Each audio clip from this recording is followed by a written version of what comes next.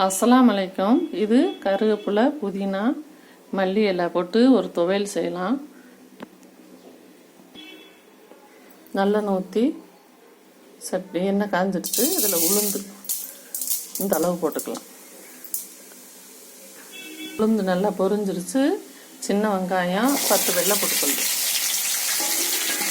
வெங்காயம் வதங்கிடுச்சு. இதில் ஒரு 4 பட்டை வட்டை காரத்துக்கு ஏற்ப போட்டுக்கலாம். இப்போ இந்த மல்லி புதினா இலைகளை போட்டு வதக்கும். இதுக்கு தேவையான அளவு உப்பு,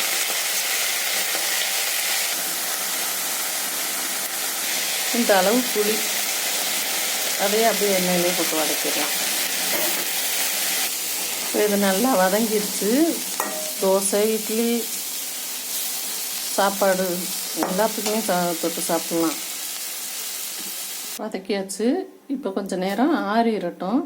சூடாக விடக்கூடாது, அதனால் கொஞ்சம் நேரம் ஆறிடட்டும்.